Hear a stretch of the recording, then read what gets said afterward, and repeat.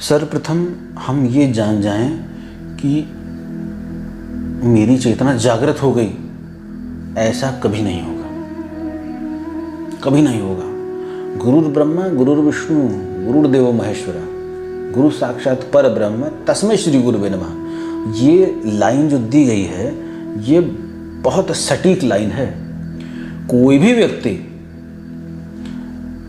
जब किसी साधना मार्ग में, किसी गुरु सानिध्य में या किसी बिना गुरु सानिध्य के जब आगे बढ़ रहा होता है, आगे बह रहा होता है, स्टार्टिंग स्टेज में बढ़ रहा होता है, बहुत दिक्कतों का सामना होता है। घर वाले, समाज वाले, परिवार वाले, मेरा मैं, मेरा शरीर, मेरी भावनाएं, मेरी इच्छाएं, मेरी कल्पनाएं, मेरे स्वप्न सब रोक रहे होते हैं। तो पहले वो प्रयास कर रहा होता है, फिर कुछ एक सूत्र टूटते हैं, कुछ ताने बाने टूटते हैं, उसके बाद वो बहता है, उस तरफ वो बहता है। चल अभी भी रहा है लेकिन उस समय बह रहा है। तो जब बहते बहते एक ऐसी अवस्था को पहुंचता है कि जब अंतिम अवस्था बची है, उस समय बहुत अंदर से डर छूटता है। साइकोलॉजिकल डर नहीं होता है, वो ऐसा डर होता है कि उसको इतना तेज दबाव महसूस हो रहा होता है।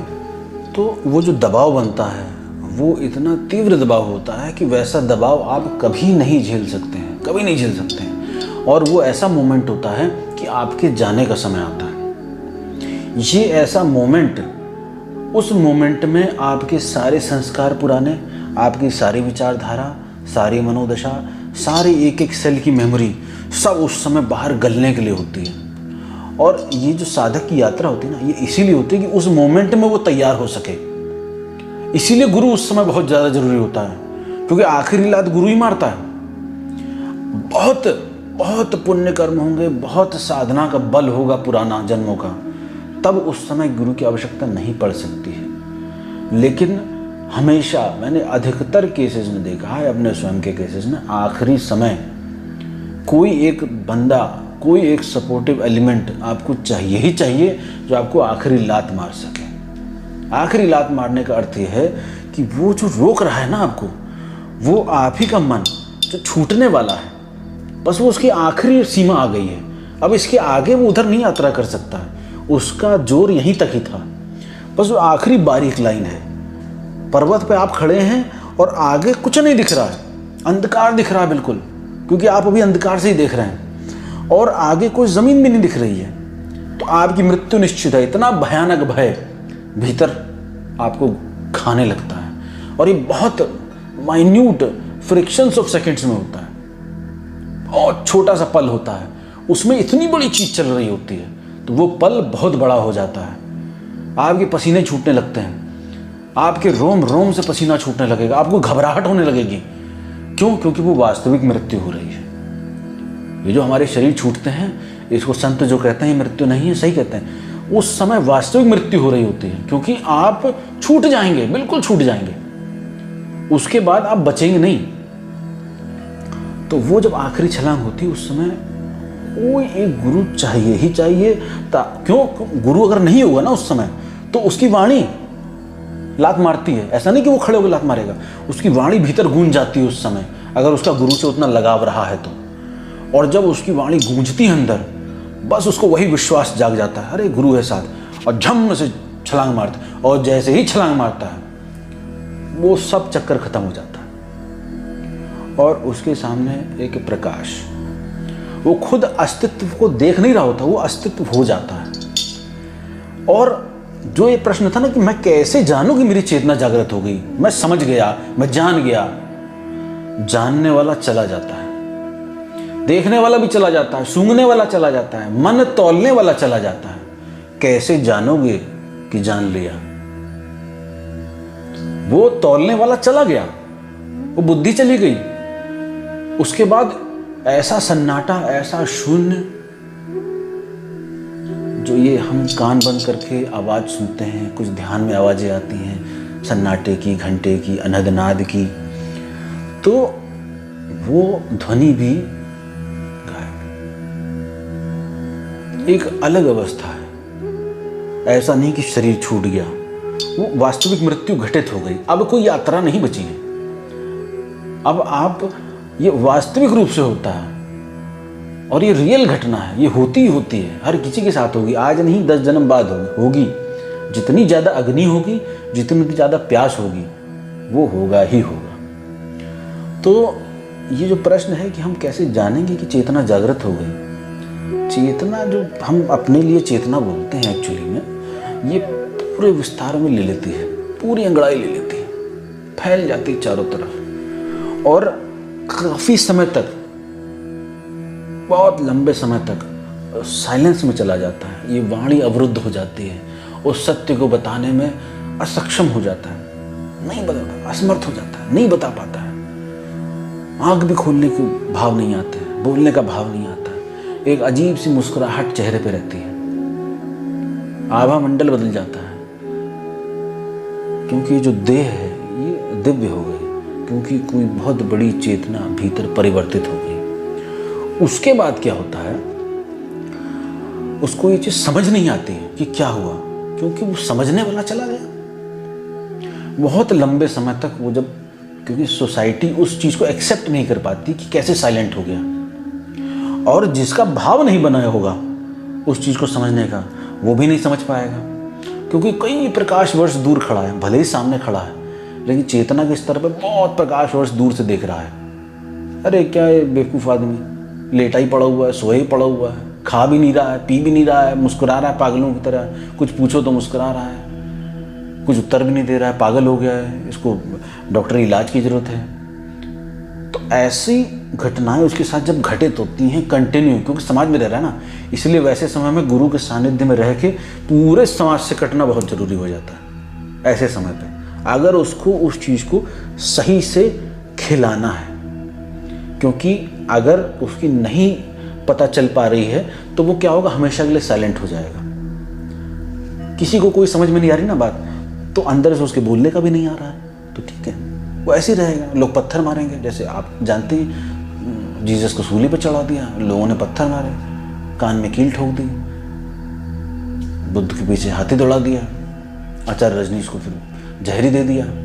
तो ऐसी चीज़ें होती हैं और होंगी।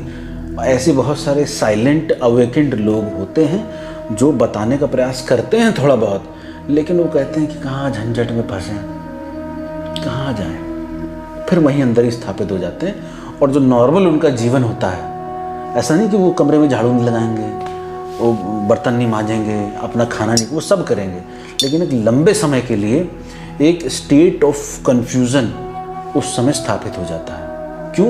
क्योंकि समझने वाला है नहीं। बॉडी बची है, बॉडी से दूर हो गए, लेकिन बॉडी भी बची है, दिखाई भी दे रहा है।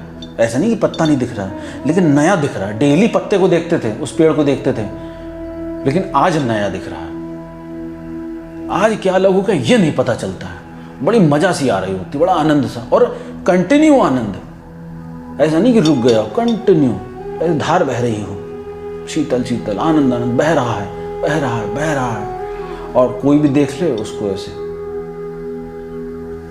कोई गाली दे दे, कोई कुछ भी कर दे, उसको ऐसी अवस्था हो जाती है। तो उसको वहां से हट के गुरु के पास चले जाना चाहिए।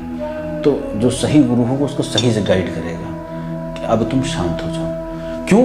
इतनी, ये छोटी सी काया है, इसमें इतनी बड़ी चीज प्रकट हुई है, इतना बड़ा प्रकाश समाहित हुआ है। तो ये जो आपके ऑर्गन्स हैं उस ऊर्जा को संभालने में सक्षम नहीं हो पाते हैं, थोड़ा सा डिसबैलेंस हो जाता है। आपके खाना पचने में थोड़ी सी प्रॉब्लम हो जाएगी, आपका खाना नहीं पचेगा, जो खाएंगे सब बाहर आ रहा होगा, या जो खा रहे होंगे बाहर ही नहीं आ रहा होगा। पानी की प्यास नहीं लग रही होगी, प्यास लग रही होगी तो ज़्यादा लग रही होगी, एकदम डिस्टर्ब हो जाती है एनर्जी। तो उसको सेटल करने में बहुत समय लग जाता है, और वो भी तब सेटल होगी जब को वाकई में समझाने वाला हो। आपकी तो समझ है नहीं कि क्या खाना है, आपको मिला खा लिया, नहीं खाया नहीं खाया।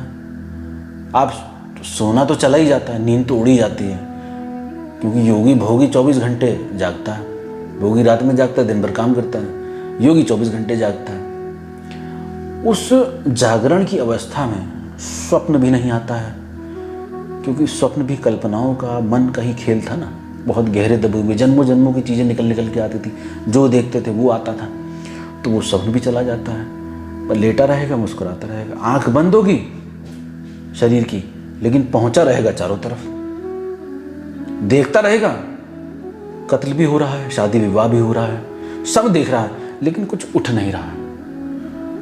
ऐसा नहीं कि क्रोध नहीं आएगा, क्रोध भी आएगा, प्रेम भी आएगा, लेकिन वो उन सबको देख रहा होगा और उसमें आनंदित होगा कि ये सारी चीजें उसको छू ही नहीं पा रही हैं। कितने मजे की बात है कि मेरी इंद्री को मेरे को चलाने का है, तो मैं अपने तरीके से चलाऊंगा। मेरे को कब काम में उतरने का है मेरे को पता है, मेरे को कब क्रोध करने का है मेरे को पता है। कोई मुझे क्रोध दिलवा दे ऐसा संभव नहीं, क्योंकि जो रिमोट दूसरों के पास था वो रिमोट गया, खत्म हो गया। तो वैसी अवस्था में कोई भी नहीं समझ सकता है। इस प्रश्न का सीधा उत्तर यह है, कोई भी नहीं जान सकता कि वो जागृत हो गया। उसको समय चाहिए होता है। क्यों? क्योंकि जो वो मेमोरी थी ना पुरानी किताबों वाली, वो भी चली जाती है। जो पढ़ा हुआ है एकदम जीरो हो जाता है, साइलेंस, नल, वॉइड। तो अगर वो उन किताबों को, उन वीडियोस को थोड़ा सा देखना शुरू कर दे, तो उसको सिम्टम जो बताए गए हैं मैच होते हुए दिखेंगे। या तो गुरु बता दे या तो कोई किताब बता दे, तो उसकी इच्छा भी नहीं होगी कि मैं जान लूं कि क्या हुआ। शुरुआत में तो रहता है कि क्या हो गया, बस इतना ही रहता है, ये क्या हो गया, उसी में प्रसन्न रहता है। तो अगर गुरु उसको गाइड करता है ढंग से आगे ले जाने में, आगे ले जाने का अर्थ है कि जो उसको प्राप्त हुआ थोड़ा सा उसको धक्का देके फेंके बाहर, प्रयास करे कि जो अंदर उतरा उसको फेंके बाहर माया के जोर से। और वो आता तो अपने आप ही है, लेकिन हर किसी का अपना ढंग है ना, हर किसी की अपनी अलग यात्रा है। तो वो अपने ढंग से, अपने तरीके से बताता है। कोई साइलेंस होकर बताएगा। अब मेहर बाबा 45 साल मौन रहे, उनकी जागृति बचपन में हो गई। और कैसे हुई मैं बताता हूँ, आप जानते होंगे बहुत सारे लोग। वो जब एक अम्मा को कुछ देते थे, उनको प्रेम से कुछ भी बताते थे, देते थे, उनके साथ बैठते थे, खेलते थे, तो उनको बड़ी प्रसन्नता होती थी उस अम्मा को। तो एक दिन उस अम्मा ने जो है बड़े प्रेम में कि बेटा इधर आ, उसके माथे पे चुंबन कर दिया। और माथे पे चुंबन जो है वही दीक्षा हो गई, वही उनकी मुक्ति का माध्यम हो गया, वही साधना हो गई, वही सब कुछ हो गया। 6 महीने तक सोते रहे। अब 6 महीने तक सोते रहे, जो वो किताबों में बता रहे हैं, वो एक्चुअली में 6 महीने तक ऐसे थोड़ा सोता रहा 6 महीने तक कोई नहीं। वो ऐसी समाधिस्थ अवस्था में थे कि वो खाते तो थे, लेकिन ऐसी पड़े हुए बेहोशी की स्थिति में। लोगों को लगता था बेहोश है, किसी को लगता था किसी ने भूत प्रेत चढ़ा दिया, किसी को कुछ लगता था।